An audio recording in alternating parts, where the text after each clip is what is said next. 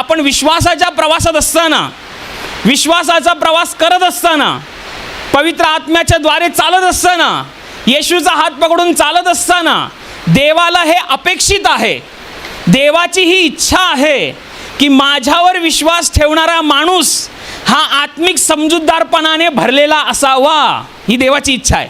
आत्मिक समजूतदारपणा, आत्मिक समज, आत्मिक कॉमन सेन्स किंवा आत्मिक बुद्धी येते कशी ती समजून घ्या.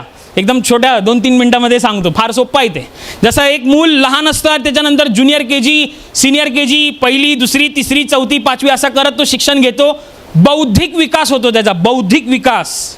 हां, मग कधीतरी हस्तकलेचा पण तास असतो, कधीतरी चित्रकलेचा पण असतो, कधीतरी कॉम्प्युटरचा पण असतो, कधीतरी इतिहास, भूगोल, अजून काय, कधीतरी खेळायचा पण असतो. का तर सर्वांगीण विकास झाला पाहिजे. अगदी त्याप्रमाणे आत्मिक बुद्धीचा पण सर्वांगीण विकास व्हायला लागतो आणि तो व्हायलाच पाहिजे. आणि तो होतो कसा? तो होतो कसा? प्रार्थना सभांमध्ये भाग घेऊन.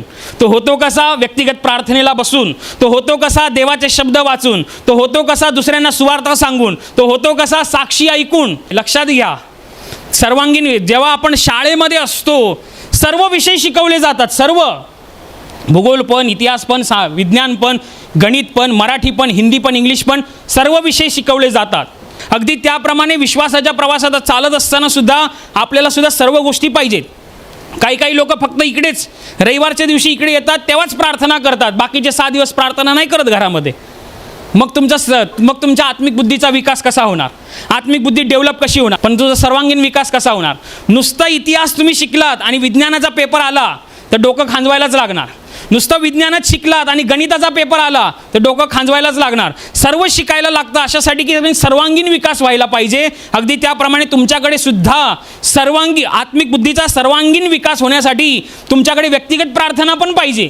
तुम्ही व्यक्तिगत प्रार्थना करणारे पण असावे, कौटुंबिक प्रार्थना करणारे पण असावे, सामुदायिक प्रार्थना करणारे पण असावे, प्रार्थना सभांमध्ये येऊन भाग घेणारे असावे, प्रवचन ऐकणारे पण असावे, बायबल वाचणारे पण असावे. काही लोकांना वाटतं प्रवचन ऐकलं ना मग बायबल वाचायची गरज नाही.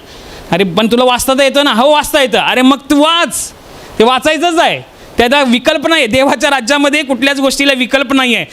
देवाकडून प्राप्त करण्यासाठी देवाने बरेच मार्ग ठेवलेले आहेत, आणि परंतु त्या सगळ्या मार्गांमध्ये एक गोष्ट कॉमन आहे, एक गोष्ट महत्त्वाची आहे, ती म्हणजे त्याचा पुत्र प्रभू येशू ख्रिस्त, याचं नाव आणि त्याच्याद्वारे मिळणारा पवित्र आत्मा, हे फार महत्त्वाचं आहे.